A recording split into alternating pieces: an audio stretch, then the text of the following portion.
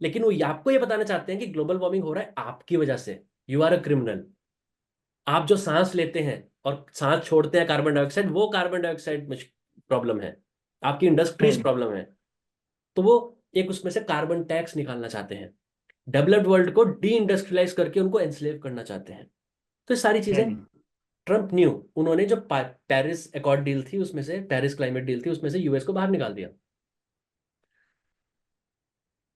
जो यूएस की इतनी सारी हम्म। एलाइज थे, यूएस के जर्मनी और सऊदी अरेबिया, जिसको यूएस मिलिट्री प्रोटेक्शन देता है, वो पे नहीं करते। तो उन्होंने कहा अगर आप पे नहीं करोगे हम अपनी मिलिट्री को वापस बुला रहे हैं, यू हैव टू पे फॉर द हम्म। सर्विस।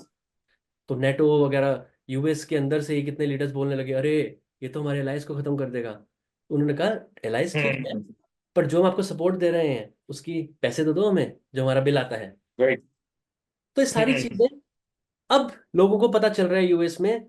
अब जब वहां के टेक्सास बॉर्डर पे वो न्यूज देखते हैं, सिचुएशन जो देखते हैं, अब उनको पता चलता है नहीं, he was right.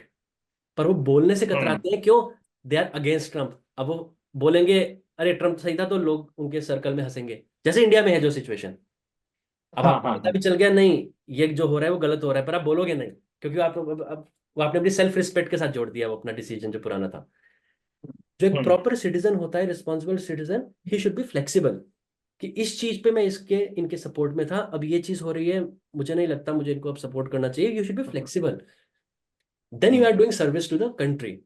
Because country, जो पर्दे के पीछे जो बेस फाउंडेशन है वो कंट्री है, country should be there. Hmm.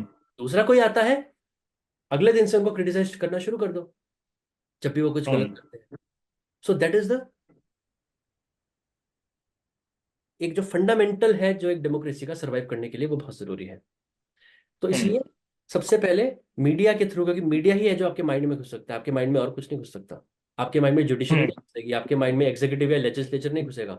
Media ही चार हम्म। स्तंभों में एक ऐसा स्तंभ है जो आपके दिमाग के अंदर घुसता है। क्योंकि हम्म। दिमाग को, वॉर ऑन द माइंड है, माइंड को जहाँ कंट्रोल किया वहां पे सत्ता आपके हाथ में रही। राइट। तो ये चीज है। राइट। तो ये मेरा पॉलिटिक्स के प्रति थोड़ा सा एक ये चीज है। पर और मुझे लगता है आगे आने वाले टाइम में ग्लोबलाइजेशन, पहले भी हमने देखा है, ग्लोबलाइजेशन थोड़ा कम होके हम्म। लोग will be much more protectionist towards their country, their companies, their industries, domestic industries. और हम्म। आत्मनिर्भरता, सेल्फ डिपेंडेंसी, केवल इंडिया में ही नहीं बाकी कंट्रीज में भी। तो ग्लोबल ट्रेड और वो सब रहेगा, लेकिन एक लिमिट तक। हर हम्म। कोई पहले देखेगा नहीं, अपने आप को पहले सेव किया जाए। इसलिए बहुत जगह जैसे राइट लीनिंग आपको दिखेंगी हम्म। पावर्स कंट्रोल में आती हुई। हम्म। तो मतलब आप ये कहना चाहते हैं कि डोनाल्ड ट्रंप के बहुत बढ़िया चांसेस हैं अभी जो इलेक्शन होना है यूएस में, देखो, क्योंकि देखो, अभी आप देखोगे डोनाल्ड ट्रंप के ऊपर पिछले एक साल के अंदर अंदर कितने बहुत केसेस, एलिगेशन। कितने केसेस हाँ हैं। बहुत। रोज न्यूज बहुत। आती है, आज ही न्यूज आई है, $350 million, $350 million find for hmm. New York के सिटी फ्रॉड। एक है हम्म। किसी और के किसी फीमेल के मोलेस्टेशन में, किसी कभी कहीं, हाँ एक हाँ। जो इलेक्शन के बाद जो रिजल्ट नहीं माना था उसके, उस पे जो भी। हम्म। मगर सुर्खियों में सबसे ज्यादा वही है अभी भी। अगर रिपब्लिकन पार्टी की प्राइमरी देखो, तो ना हाँ डिसेंटिस, ना निकी हेली, हाँ हाँ ना विवेक, ना क्रिस क्रिस्टी, हाँ कोई नहीं। हाँ। ही इज विनिंग, मतलब लैंडस्लाइड से जीत रहे हैं रिपब्लिकन प्राइमरी। राइट। तो एक चीज मैं बोलना चाहूंगा, यू कैन एडोर ट्रम्प और you can abhor Trump, but you cannot ignore Trump. मतलब आप चाहे उससे घृणा करो, चाहे उसको, उससे प्यार करो, मगर आप उसको इग्नोर नहीं कर सकते, क्योंकि he is that kind of personality. वो राइट। बात करता है जो आज तक अब्राहम लिंकन के बाद, हम्म। जॉन एफ कैनेडी के बाद, हम्म। जॉन एफ कैनेडी डेमोक्रेट थे, but he was a very right. Leader. तो आपको पार्टी लाइंस पे नहीं चुनना, आपको लीडर को चुनना है। हम्म। तो जेएफके को असैसिनेट कर दिया गया जब उन्होंने कहा था यूएस के सेंट्रल बैंक फेडरल रिजर्व को ही खत्म कर दो, क्योंकि उसी हम्म। स्टेज में जब वो पैसा छाप के, which is a private bank, जब वो यूएस की हम्म। सरकार को देता है तो कर्जा तो वहीं बन गया। तो आप हम्म। कैसे ये सोचते हो कि कर्जा मुक्त होंगे हम? कर्जा तो वहीं बन गया, सिस्टम में आने से पहले बन गया कर्जा। तो ये हम्म। पैसा जो है, US central bank treasury, US federal reserve जो प्राइवेट बैंक है वो नहीं छापेगा, हम्म। फाइनेंस मिनिस्ट्री छापेगी, वहां की ट्रेजरी जिसको कहते हैं। तो हम्म। उनको मार दिया गया। तो अब्राहम लिंकन, जेएफके के बाद पहला ऐसा लीडर हुआ है डोनाल्ड ट्रंप जो वो बोल रहा है जो यूएस के आम लोग, वहां के किसान, वहां के रोजमर्रा के बिजनेस करने वाले, स्मॉल इंडस्ट्री के लोग, दुकान खोल के काम करने वाले लोग, रेस्टोरेंट वाले लोग, अपने हम्म सिटीजन लोग, वो जो सुनना चाहते थे सेंस, केवल सेंस, वो पहली बार एक कोई हम्म लीडर है जो बोल रहा है। और वो जो एक पावर स्ट्रक्चर है, पावर एलिट्स है, जो मिलिट्री इंडस्ट्रियल कॉम्प्लेक्स है यूएस का, हम्म जो नहीं चाहता कि दुनिया में शांति हो, दुनिया में शांति होगी तो हथियार कौन खरीदेगा उनके। right, पर्दे के सामने से we are fighting against terrorism, और पर्दे के पीछे खुद ही आप आईएसआईएस बनाओ, खुद ही आप अलकायदा बनाओ, खुद ही आप उसामा बनाओ, सब कुछ खुद बनाओ। तो हम्म वो सब हौच पौच कर दिया ट्रंप ने, क्योंकि आपने देखा होगा दो हम्म 2016 में जैसे ही ट्रंप आया, उससे पहले ओबामा बोल हम्म रहे थे कि अब आईएसआईएस जो है, आपको याद है हर महीने किसी का लाइव टेलीविजन पे गर्दन काटी जाती थी आईएसआईएस। हम्म, हाँ राइट राइट। ओबामा ने बोला था वो सीरिया में, इराक में सिविलियंस के साथ इतने मिलजुल चुके हैं, अब हम उनको खत्म नहीं कर सकते। हम्म डोनाल्ड ट्रंप आए, 2 वीक, 2016 में डोनाल्ड ट्रंप आए, 2 हफ्ते के बाद आपने कभी आईएसआईएस आज तक सुना नहीं होगा। नहीं नहीं नहीं। तो वो सीआईए का पूरा वही खत्म कर दिया डोनाल्ड ट्रंप ने। तो वहां का हम्म जो पावर स्ट्रक्चर है, वहां का जो मीडिया है, जो उस पावर स्ट्रक्चर से कंट्रोल होता है, जैसे हम्म इंडिया में होना शुरू हुआ है। इंडिया में अभी छोटा हम्म प्लेयर है इंडिया, वहां तो एक अलग लेवल की चीज चलती है। तो वो नहीं चाहेंगे हम्म कि कोई आउटसाइडर आए, और जो हमने सेंचुरीज से जो हमने एक पावर स्ट्रक्चर बनाया है, decades hmm and decades and decades से, वो सब खत्म हो जाए। हम्म लेकिन मैंने फिर आपको बताया, जब टाइम साइकिल आती है तब रोके नहीं रुकता कोई, क्योंकि जब लोगों की एक वो सपोर्ट की वो जो सैलाब आता है, तो आप उसको रोक नहीं सकते। आप थोड़ी सी धांधली भी कर, यूएस में भी पिछले इलेक्शन में बहुत कुछ हुआ था ऐसा, काउंटिंग की रात को अचानक हम्म से रुक जाना। 5 बाकी स्विंग स्टेट्स थी यूएस की, 5 स्विंग स्टेट्स, जैसे हम्म नॉर्थ कैरोलिना, जॉर्जिया, पेंसिल्वेनिया, ऐसी 5 स्टेट्स थी वहाँ की। हम्म वहां पे हर पांचों स्टेट, क्योंकि बाकी स्टेट पता होती है ये पार्टी जीतेगी, ये पार्टी जीतेगी, यूएस में भी वैसे ही है।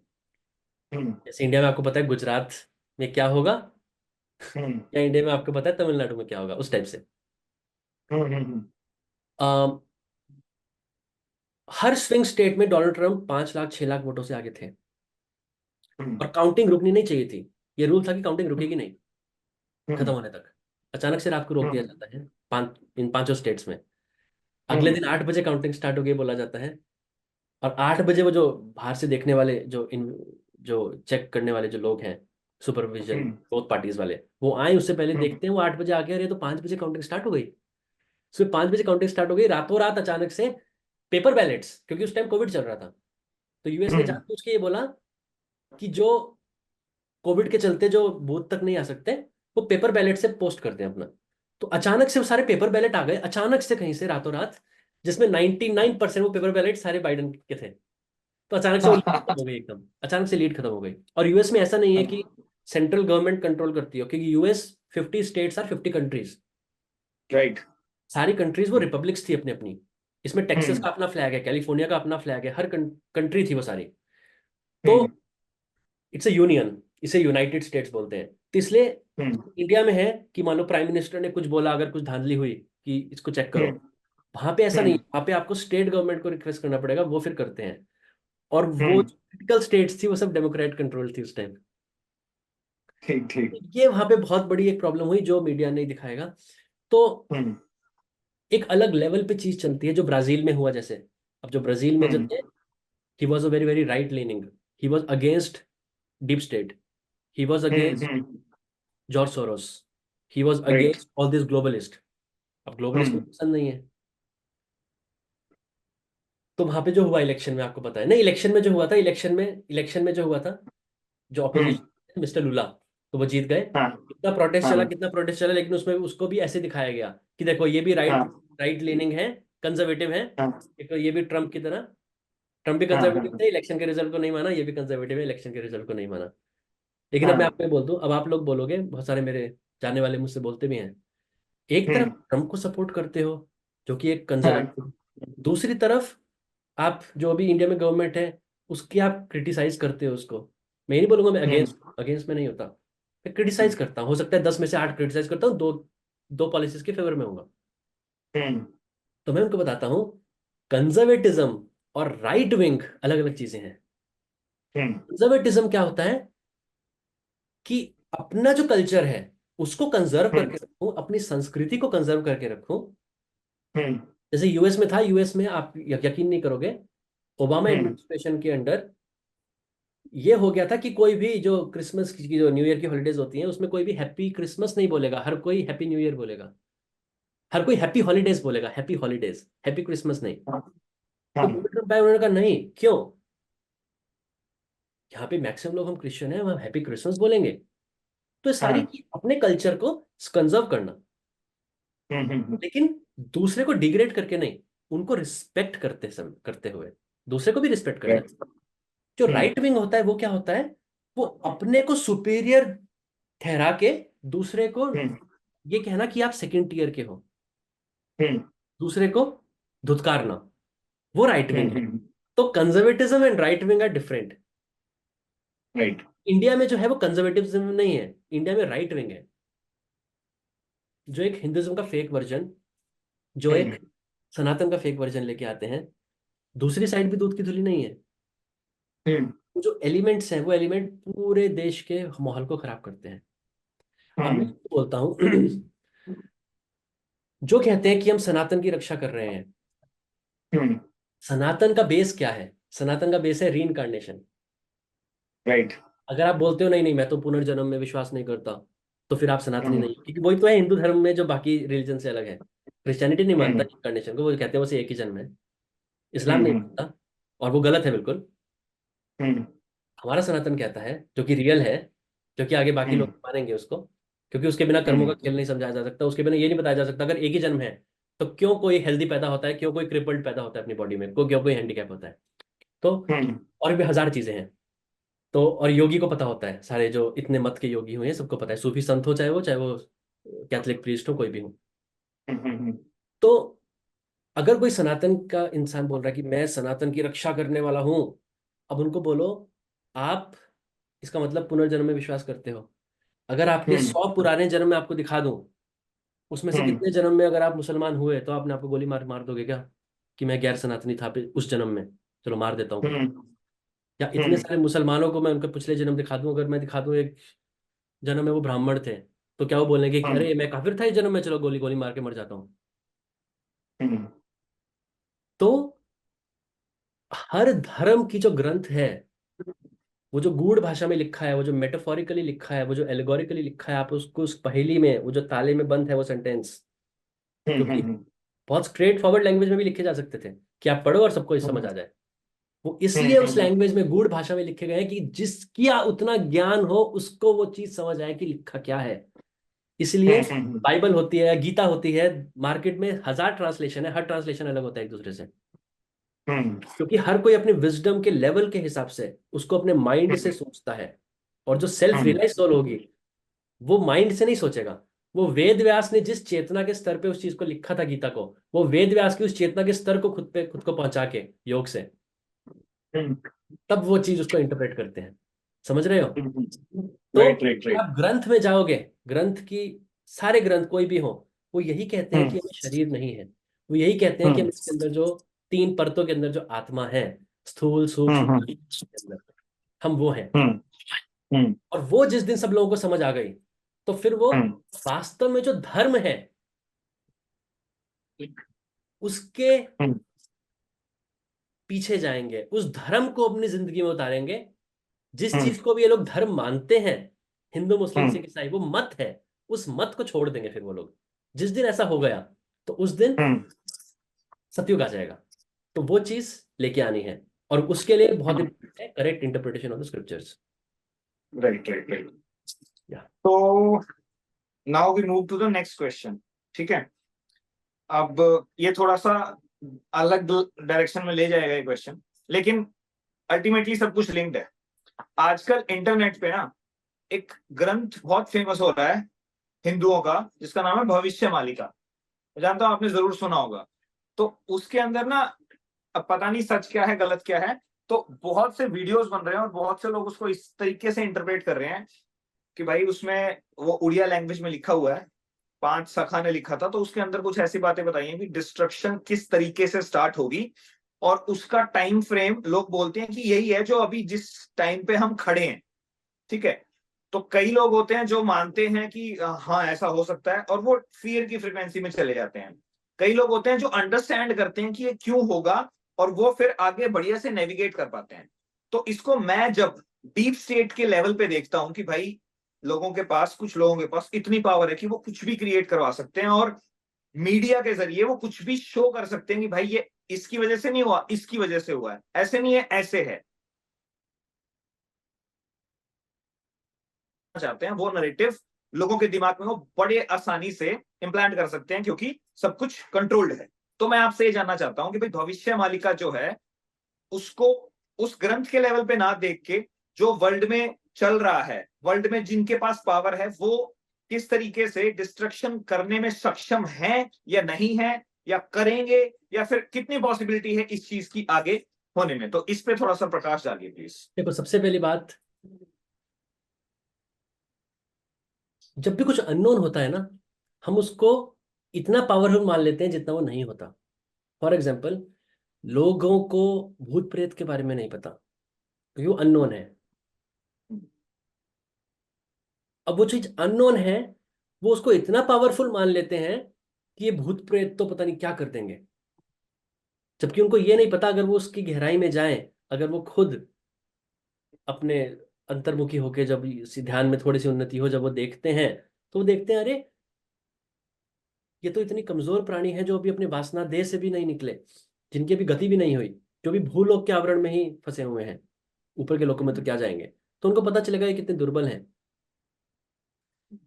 तो फियर ऑफ अननोन, ऐसी CORONA का जो अभी जो था, वायरस था, वो भी अननोन था लोगों को। तो लोगों को लगता था अरे क्या कर देगा ये तो पूरी दुनिया में।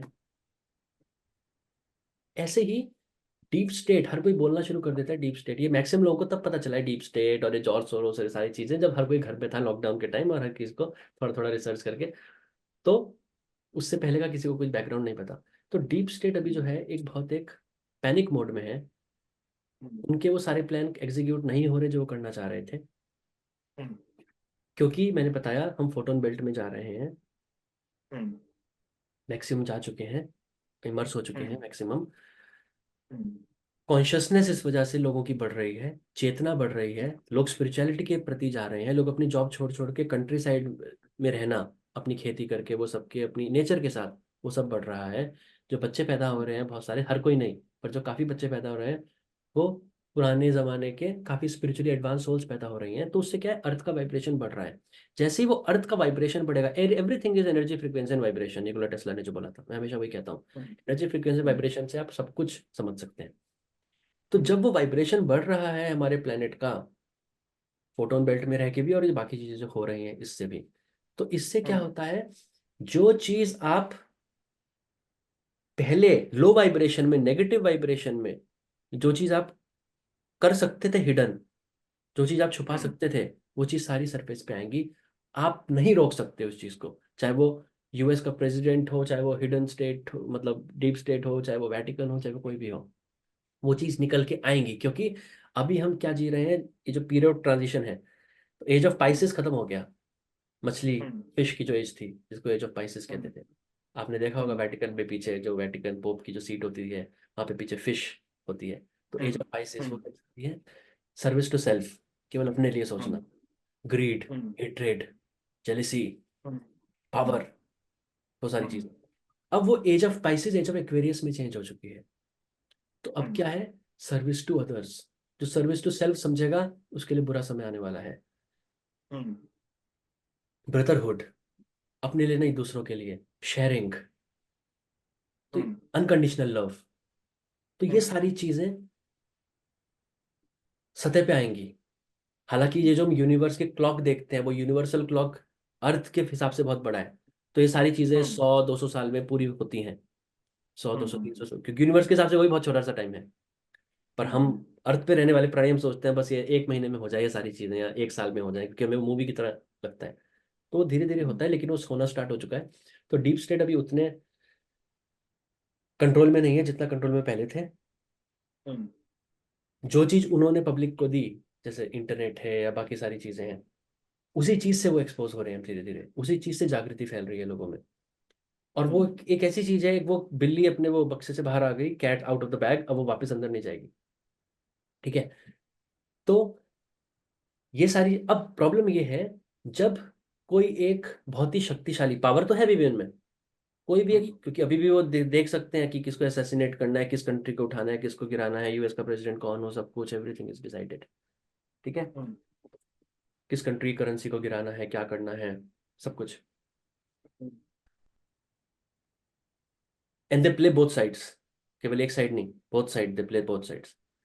तो जब ऐसा जेल, जंगल का, मान लो जो सबसे शक्तिशाली जानवर शेर है फॉर एग्जांपल, अगर वो जख्मी हो जाए तो वो और ज्यादा खतरनाक हो जाता है। इसलिए डीप स्टेट अब जब पैनिक मोड में है, तो पैनिक मोड में वो ये नहीं बोलेंगे चलो अरे हम पैनिक, ये हमारा एग्जीक्यूट नहीं हो रहा प्लान के हिसाब से, चलो हमने हार मान ली, अपने सेंचुरीज ओल्ड प्लान को अब हम नहीं एग्जीक्यूट करेंगे, नहीं। वो और ज्यादा उसको डेस्परेशन में करना स्टार्ट करेंगे, उस अपने प्लान को पटरी में लाने की कोशिश करेंगे। उससे क्या होगा, और ज्यादा हौच-पौच होगा दुनिया में, और ज्यादा डैमेज होगा। तो हॉलीवुड मूवी में भी चाहे होता है, चाहे इंडियन मूवी में भी होता है कि लास्ट में विलेन मर जाता है, जीत सच्चाई की ही होगी, वो तो होना ही है। लेकिन उससे पहले विलन कितना डैमेज करता है, कभी कम डैमेज कर पाता है, कभी बहुत ज्यादा डैमेज कर देता है। तो वो हमारे हाथ में है कि हम कलेक्टिवली अपनी कॉन्शियसनेस को कितना ज्यादा बढ़ाते हैं, हम कलेक्टिवली कितना ज्यादा अपनी चेतना को बढ़ाते हैं अंतर्मुखी होके, हम कलेक्टिवली कितना अपनी सेंसेस को, जो बाहर इस दुनिया को सच मान रही है, उसको हम उसकी सच्चाई को देख के कितना आप अपने अंदर उतरते हैं। चाहे आप कोई भी रिलीजन के हो, आप किसी रिलीजन में होंगे, आप योग को नहीं मानते, आप योग को हो सकता है आप हिंदू मत से जोड़ के देखते हो, हालांकि योग हिंदू मत से जोड़ने वाली कोई चीज नहीं है। कितने सारे सूफी संत, कैथलिक प्रीस्ट कितने सारे हुए हैं हर रिलीजन के, जिन्होंने सबसे एक चुके, फिर भी अगर आप मानते हैं कोई बात नहीं, आप प्रॉफिट की तरह योगी मत बनिए, एक वो टॉप के हठ हठ योगी थे, या आप जीसस की तरह कुंडली कुंडलिनी योगा मत करिए तिब्बत में रह के और इंडिया में रह के, जो कि missing parts of the Bible हैं, कि जीसस 13 साल से 28 साल की एज में कहाँ थे, किसी को पता ही नहीं, उसको छुपाया जाता है सब कुछ को। ये हम कभी डिस्कस करेंगे। तो उसमें फिर यही था कि आप भक्ति कर लीजिए, आपको योग नहीं करना, आप सोचते हो कि वो हिंदू वाली कोई चीज़ है, आप भक्ति कर लीजिए, क्योंकि भक्ति भी एक योगी है, भक्ति योग भी एक भक्ति योग है। तो उसके थ्रू आप मीराबाई की तरह वहां तक पहुंच जाइए, जाना सबको वहीं पर है, और उसी रास्ते से जाना है, स्पाइनल कोड के अंदर से, सुषुम्ना नाड़ी के अंदर से, वही कर्मों को अपने मिटा के। तो आप कैसे भी जाए, आप थ्रू पाथ ऑफ कॉन्शियसनेस जाएं, थ्रू पाथ ऑफ अवेयरनेस जाएं, कैसे भी जाएं, आपको जाना वहीं है और उसी रास्ते से जाना है। तो डीप स्टेट आगे आने वाले टाइम में, इस डिकेड के सेकेंड हाफ में, मैंने हमेशा बोला है, कुछ ऐसे इवेंट होंगे जिसके लिए मुझे लगता है बहुत सारी मेजोरिटी ऑफ द पीपल तैयार नहीं है, फिजिकली तैयार नहीं है, स्पिरिचुअली तैयार नहीं है, मेंटली तैयार नहीं है, इमोशनली तैयार नहीं है। तो ऐसी चीजें होंगी, वो जियोपॉलिटिकल लेवल पे भी होंगी, वो ये जो बायो वॉरफेयर था इस लेवल पे भी होंगी, इकोनॉमिक लेवल पे भी होंगी, नेचुरल लेवल पे भी होंगी, जिसमें सन और ये सारी चीजें इन्वॉल्व होंगी। तो चीजें होंगी, मगर वो उस लेवल पे नहीं होंगी जैसे कई लोग बताते हैं कि दुनिया खत्म हो जाएगी, अरे इंटरनेट पूरा खत्म हो जाएगा, अरे ये हो जाएगा, वो हो जाएगा, हम स्टोरेज में चले जाएंगे एक दिन में, ऐसा कुछ नहीं। चीजें होंगी, लेकिन वो ऐसी होंगी जो सोसाइटी की जो लाइफ लाइन है उसको हिला देंगी। आप ये देखिए ना, अगर आज आप कहीं भी हो, पूरे वर्ल्ड में कहीं भी हो, कहीं भी आप रहते हो, किसी भी सिटी में, किसी भी कंट्री में, आज अचानक से कुछ ऐसा हो जाए कि एक दिन के लिए गैसोलीन स्टैंड्स बंद है, एक दिन खबर आएगी, अच्छा गैसोलीन स्टैंड बंद है, मतलब आपकी जो सुपरमार्केट्स हैं वहां पे नया स्टॉक नहीं आएगा ट्रक से, एक दिन में शेल्फ्स खत्म हो जाएंगी, खाली हो जाएंगी, आपके पास खाने को खाना नहीं होगा, कितने भी पैसे हो आपके पास, पावर ग्रिड 1 मिनट में डाउन हुआ, आप कितने भी अमीर हो, आप एटीएम से अपने पैसे नहीं निकाल पाएंगे। जो इंडिया में एक बार हुआ था बहुत पहले, नॉर्थ इंडिया की जब ग्रिड फेल हो गई थी 2-3 दिन के लिए। तो ये लोगों को देखना चाहिए कि हम सिटी में रह के, इन सारे टेक्नोलॉजी सेवी चीजों में रह के, ग्रिड के अंदर खुद को, ये जो स्मार्ट ग्रिड है इसके अंदर खुद को डाल के, हम कितने ससेप्टिबल हो चुके हैं रिस्क के, कि कुछ हल्का सा हुआ और हमारी लाइफलाइन पूरी डिसरप्ट हो जाती है, पूरी डिसरप्ट हो जाती है, कहीं थोड़ा सा इंबैलेंस हुआ। तो वो लोगों को देखना है कि कैसे मैं अपना एक प्लान भी बना सकता हूँ, कि ऐसी चीज हुई, ये मुझे करना है, ये मेरा प्लान भी है, so that I will be okay. लेकिन ये केवल एक फिजिकल लेवल पे है, फिजिकल लेवल पे भी आपको वहां तक नहीं लेके जाएगी प्रिपरेशन जो होने वाला है हम्म, आने वाले टाइम में। फिजिकल हम्म, लेवल एक लेवल तक ठीक है, लेकिन उसके हम्म, बाद आपको स्पिरिचुअली प्रिपेयर होना सबसे इंपॉर्टेंट है, क्योंकि स्पिरिचुअली मेंटली प्रिपेयर अगर आप नहीं होंगे फिजिकल लेवल पे फिर कोई मायने नहीं रखता। और राइट, ऑपोजिट अगर आप इसको रिवर्स देखें, अगर आप स्पिरिचुअली प्रिपेयर्ड है तो फिजिकली प्रिपेयर्ड आपको नेचर करवा देगी। अगर आप स्पिरिचुअली प्रिपेयर्ड है, नेचर फिर आपका हेल्प करेगी। आपको सही समय पर सही टाइम पे कोई ऐसी वजह बनेगी कि आप डेंजर वाली जगह से हटके आप सेफ जोन में चले जाएंगे, आपको पता भी नहीं होगा। Right, right, right. तो एक मूवी भी आई थी सेलेस्टीन प्रोफेसी, जो मैंने अपने चैनल पे हम्म, डाली हुई है। तो सेलेस्टीन प्रोफेसी में यही है, you have to trust the powers. वो अगर आप डिजर्व करते हैं, they will put you in the right place at the right time out of the harm's way. अब कैसे हम्म, होगा? अच्छा उस टाइम होगा तो मैं कैसे हार्म वे पे जाऊंगा, हार्म वे से दूर हो जाऊंगा, सेफ जगह पे कैसे चला जाऊंगा, वो आपके हाथ में नहीं है, उसको मत सोचो। वो जिसको करना है वो करेगा। हम्म, आपको जो करना है आप वो करो। वो है कि हम्म, अपने अंदर वो जो पीस की जगह है, वो जो हम्म, क्राइस्ट कॉन्शियसनेस की जगह है, कुटस्थ चैतन्य के बीच में, उसके अंदर जाके जो वो जो भी आप अपने अंदर खजाना है उसको आप पाएं। हम्म, जो आपने वो कर लिया, जब आपने वो कर लिया, फिर ये जो सारी चीजें होंगी एक्सटर्नल वर्ल्ड में, फिर आप मंद मंद हम्म, मुस्कुराओगे, आपको एक मूवी लगेगी। और जो लोग इस दुनिया को सच मानते हैं, हाय मेरा पैसा, हाय मेरे बच्चे, हाय मेरी गाड़ी, हाय मेरी कार, हाय मेरा सोना, हाय मेरी गाड़ी जॉब, वो लोग फुटबॉल की तरह उन इधर से उधर उनको किक मारी जाएगी और उनको समझ नहीं आएगा हो क्या रहा है। तो इसलिए हम्म, स्पिरिचुअल अपने अंदर वो एक अपना हायर सेल्फ को पाके, और जो नदी का जो बहाव होता है उसकी तरह बहना है, फ्लो लाइक अ रिवर। आपको रेजिस्टेंस नहीं हम्म, डालना कि नदी का बहाव ऐसे है मैं तो उल्टा तैरूंगा, नहीं तैर पाओगे। हम्म, तो नदी के साथ ही तैरना है। और नदी जैसे कहीं चट्टान आती है, कुछ आती है, बीच में रुकती नहीं है, तो आपको भी रुकना नहीं हम्म, है। अरे मैं तो ये करना चाहता था मगर ये दोस्त मेरी जिंदगी में आ गया है, मेरे पेरेंट्स मुझे अपोज कर रहे हैं, तो मैं कुछ नहीं कर हम्म, सकता। या उनको चेंज हम्म, करने की कोशिश करनी नहीं, उनको चेंज एक लेवल तक करने की कोशिश करो, नहीं होता छोड़ दो। वो चट्टान हम्म, आ गई तो वो नदी रुक नहीं जाती, वो अपना रास्ता दूसरे हम्म, तरीके से पैदा कर लेती है। तो अपनी लाइफ ऐसे चेंज कर लो कि वो लोग आपकी लाइफ में ना रहे। हम्म, तो ये सारी चीजें आपको अपना थोड़ा कस्टमाइजेशन खुद करना पड़ेगा, क्योंकि at the end of the day आपके दोस्त, आपके फैमिली मेंबर, वो सारे बहुत अच्छी चीजें हैं, मगर उनसे मोह माया मत रखिए, उनसे मोह मत रखिए, उनसे अटैचमेंट मत रखिए, उनसे प्यार करिए। जो आपके उनके हम्म, प्रति रिस्पॉन्सिबिलिटीज है उनको निभाइए, हम्म, मगर जर्नी आपकी खुद की है, योर सोल, इंडिविजुअल सोल। अकेले आए थे, अकेले जाना है। तो that is the most important thing. तो दूसरों की हेल्प करिए, not at the cost of your self. Right, क्योंकि अगर आपके जेब में पैसे नहीं है, आप कितना दान दे दोगे? तो पहले अपने आप को उस काबिल तो राइट, बनाइए कि आप दान दे सको। Right, right. अब इसी के अंदर से एक क्वेश्चन और निकल के आता है, जो कि मतलब मैं भी दिल से चाहता हूँ कि यार ये गुत्थी सुलझे, समझ में तो आए ये हो क्या रहा है। जैसे इंडिया में हम एलियन क्राफ्ट्स की इतनी साइटिंग नहीं देखते हैं, बट यूएस में, रशिया में, ऑस्ट्रेलिया साइड, यहाँ पे बहुत सी ऐसी न्यूज आती हैं कि भाई यूएफओस दिखे हैं, और वो ऐसी टेक्नोलॉजी है जो आज तक हमने नॉर्मली नहीं देखी है। ठीक है, जो उनके मतलब स्पेस क्राफ्ट हैं वो इतनी स्पीड से चलते हैं और ऐसी लाइट होती है। तो बहुत से सवाल उठते हैं कि यार इसमें कौन सा फ्यूल लग रहा है, इसमें कौन सी टेक्नोलॉजी यूज हो रही है, ये क्या कर रहे हैं, और ये आए कहाँ से हैं, ये है किसके। तो थोड़ा रिसर्च करो तो थोड़ा ये भी पता लगता है कि ये पता नहीं कहाँ से आए हैं, बट यूएस के अंदर कुछ क्रैशिंग्स होगी तो यूएस ने उसको रिवर्स इंजीनियर कर लिया, और अब इनके पास भी है। और कुछ कुछ ऐसा सुनने को भी मिलता है कि ये दूसरे प्लैनेट से आए हैं, कुछ कुछ ऐसा सुनने को मिलता है कि नहीं दूसरे प्लैनेट से नहीं आए हैं, ये इनर अर्थ सिविलाइजेशन है, जो कि बहुत सालों से मतलब सतह पे रहते थे, सरफेस पे रहते थे, बट प्लैनेट में कुछ हुआ और उनको अडेप्ट करना पड़ा और वो अंदर घुस गए अर्थ के, और तो अब अंदर रह रहे हैं, उनकी सिविलाइजेशन वहां पे फ्लरिश कर रही है। तो वो टेक्नोलॉजिकली बहुत ज्यादा एडवांस है। अब ये वो एट विल वो क्राफ्ट क्रिएट करते हैं, उसको बाहर भेजते हैं, काम करवाते हैं, और दोबारा फिर वापस आके उसको डी असेंबल कर देते हैं क्राफ्ट को। तो मैं जानना चाहता हूं कि सर ये है क्या, ये कैसे हो रहा है, कहां से आ रहा है, और ये हो क्यों रहा है। जैसे गैलेक्टिक फेडरेशन बोलते हैं कि उस गैलेक्टिक फेडरेशन है और उसके यूएस वालों के साथ टाइज हैं, इन्हें आपस में कुछ कुछ चलता रहता। तो मेरे तो ना ये समझ में सही से क्लैरिटी नहीं आ रही है कि भाई ये क्या हो रहा है, क्यों हो रहा है, और क्या एलियंस एग्जिस्ट करते हैं तो वो हमें हेल्प करना चाहते हैं, या फिर क्या करना चाहते हैं, मैं ये जानना चाहता हूँ सब कुछ।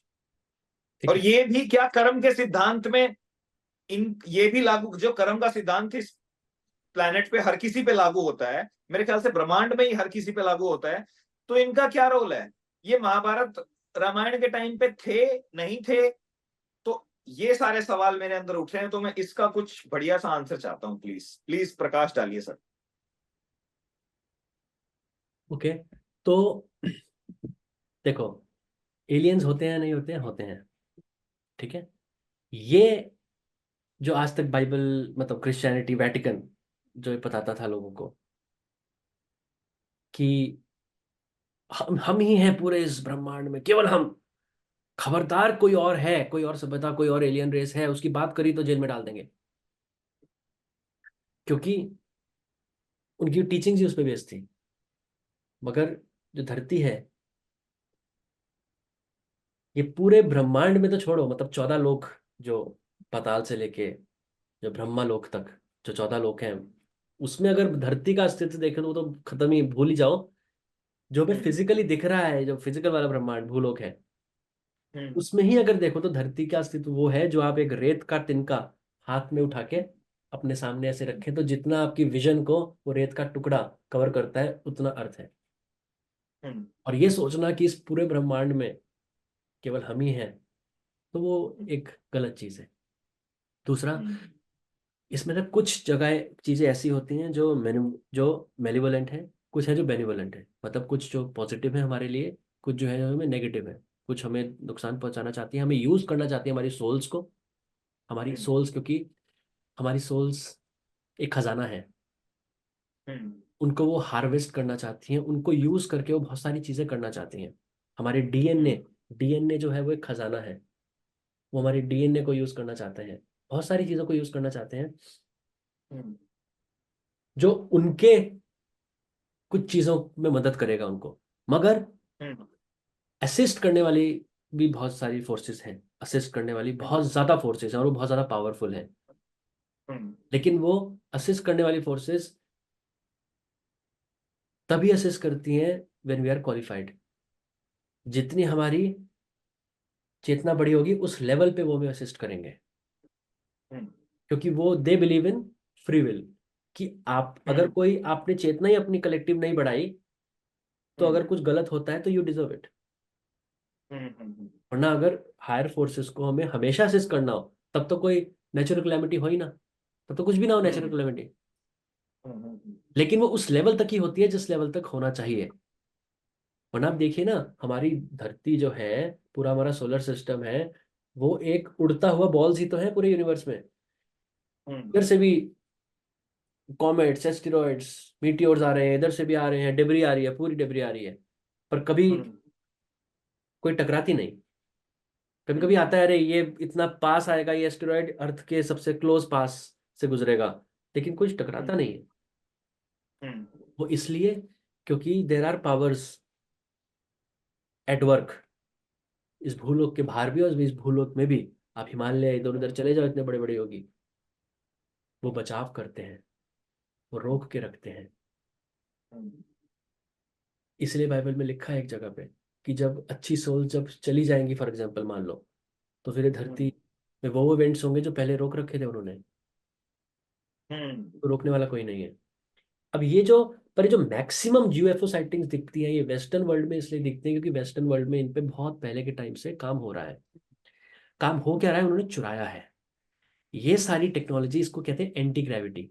ये पूरे जो स्पेस क्राफ्ट है, एंटी ग्रेविटी टेक्नोलॉजी पे बेस्ड होते हैं। बहुत सारी टेक्नोलॉजी ऐसी हैं जो हिडन है, जैसे निकोला टेस्ला ने फ्री एनर्जी बनाई थी। आपको घर में ये तारे और ये सर्किट्स और ये सब की जरूरत नहीं है, आपको सरकार को पैसे पे करने की जरूरत नहीं है। आप अपने घर में उस डिवाइस से आप फ्री एनर्जी बना सकते हैं। यू डोंट हैव टू पे एनीवन। ईथर, ईथर हाँ, की वो मदद से। उसमें एक फिजिक्स अप्लाइड है पूरी, तो उस पूरी चीज को दबा दिया गया। ऐसा ऐसे हम्म जब भी निकोला टेस्ला के बाद, हम्म ऐसे ही cure of cancer, cure of HIV, अलग अलग चीजों के क्योर। ऐसे ही मतलब ये देखो, आपने मंगल तक, चांद और मंगल तक आपने लोगों को भेज, आपने अपने सैटेलाइट्स भेज दिए, आपने इतने सोफिस्टिकेटेड प्लेन्स बना दिए, सोफिस्टिकेटेड वेपन्स बना दिए। आपने आज तक समुद्र के पानी से नमक कैसे निकालना है वो नहीं सीखा। ठीक बात है। समंदर के पानी से नमक निकाल दो, 66% of the earth surface is water. धरती हम्म। में कोई पानी की प्रॉब्लम ही नहीं रहेगी। अब आपको पता है हम्म। कि ओशन वाटर आप बोलते हो, नहीं नहीं ये तो नॉन ड्रिंकेबल है। हम्म। वो जो बाकी जो सी वाटर है उसके हम्म। लिए पूरी दुनिया में लड़ाई होती है, क्योंकि वो आर्टिफिशियल हम्म। स्कैरसिटी। तो ये सारी चीजें हम्म। निकल के आएंगी। मैंने बोला we are living in the this transitional world जो भी है कुछ सालों का। दिस इज, हम्म। इसको अपोकलिप्स कहते हैं। अब बहुत लोग इसको मिस इंटरप्रेट कर लेते हैं अपोकलिप्स वर्ड को। वो सोचते हैं अपोकलिप्स का मतलब डूम्सडे। अपोकलिप्स का मतलब डूम्सडे नहीं है। अपोकलिप्स का मतलब है lifting of the well. Lifting of the hmm. Well मतलब पर्दे का हटना। जो पहले छुपा हुआ था वो छुपा हुआ नहीं रह पाएगा, उसको सतह पे आना ही पड़ेगा। तो जब वो हम्म। सारी चीजें सतह पे आती हैं तो मास अवेकनिंग होती है। मास अवेकनिंग का यही मतलब नहीं है केवल स्पिरिचुअली अवेकनिंग। स्पिरिचुअल अवेकनिंग से पहले की स्टेज है आपका सोचने का दायरा बढ़ना चाहिए पहले। तभी तो आप हम्म। स्पिरिचुअली अवेकनिंग कर पाएंगे। तभी तो वो सारी चीजें समझ पाएंगे कि मैं शरीर हुई नहीं। हम्म। पहले सोचने का दायरा बढ़ता है। जो भी अभी पैसे हम्म। पीछे सर्कस हुआ, लॉकडाउन और ये सारे सर्कस हुए कुछ साल पहले, तो ये सारी चीजें लोगों घर में थे, लोगों ने अलग अलग चीजें सोची सुनी। आप क्या सोचते हो? अब लोग जॉर्ज सोरोस की बातें करते हैं, डीप स्टेट की बातें करते हैं, ये बातें करते हैं, वो बातें करते हैं। अगर ये लॉकडाउन ना हुआ होता लोगों को पता चलता, लोगों को समझ आता, हम्म। लोग सुनते, अगले हम्म। 50 साल ना सुनते। तो इस सारी हम्म। चीजों ने क्या किया? इन सारी चीजों ने अवेकनिंग की प्रोसेस को स्पीड अप कर दिया। मतलब डीप स्टेट, ये जो ग्लोबलिस्ट हैं, जो पावर एलिट्स हैं, वे फंसे हुए हैं कि इनको अपना प्लान एग्जीक्यूट भी करना है, लेकिन जैसे ही वो प्लान एग्जीक्यूट करेंगे और दुनिया में कुछ हौच-पौच होगी तो लोग और ज्यादा लोग इस चीज के बारे में ढूंढना शुरू करेंगे और ज्यादा अवेकनिंग होगी। तो ये सारी हम्म। अवेकनिंग होएगी।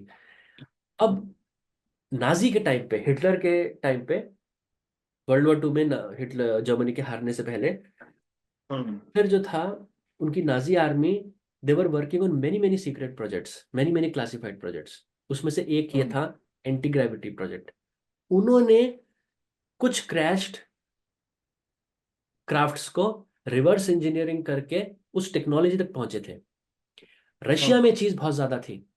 Russia was very very advanced in many many parts of physics.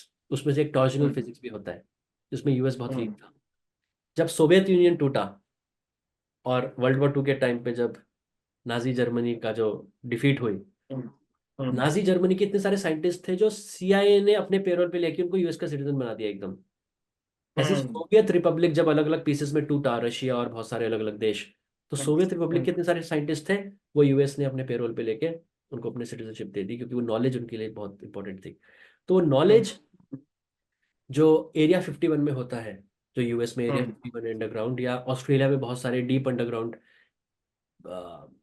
Alien craft हम्म। के काम करने के लिए जगह है, वहाँ पे एलियन क्राफ्ट खुद भी इन्वॉल्व है कुछ। तो ये हम्म। सारी चीजें